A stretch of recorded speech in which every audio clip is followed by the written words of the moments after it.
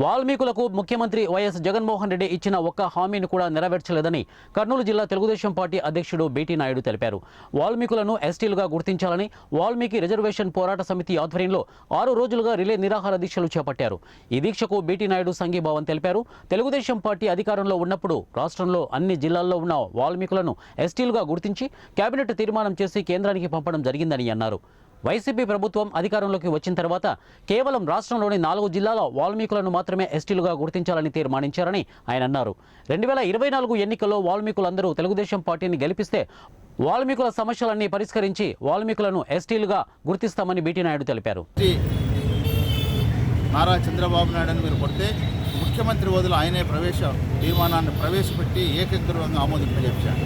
అందుకంటే ముందు కేబినెట్ సమావేశం పెట్టేసి కేబినెట్లో ఉన్నటువంటి మంత్రులు అబ్జెక్షన్ చేస్తే కూడా కేబినెట్ తీర్మానం చేశారు.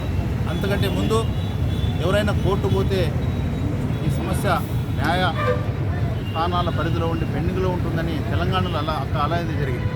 అందుకోసమే ప్రొఫెసర్ సత్యపాల్ గారిని ఆయన సంబంధించి స్కాలర్స్ని దాదాపు 2 సంవత్సరాలు ప్రతి గ్రామము, వాడ, ఊరు, పట్టణాలన్నీ తిరిగి 2136 పేజీలతో నివేదించారు. ఎస్టీ అంశంలో చేర్చాల్సిందే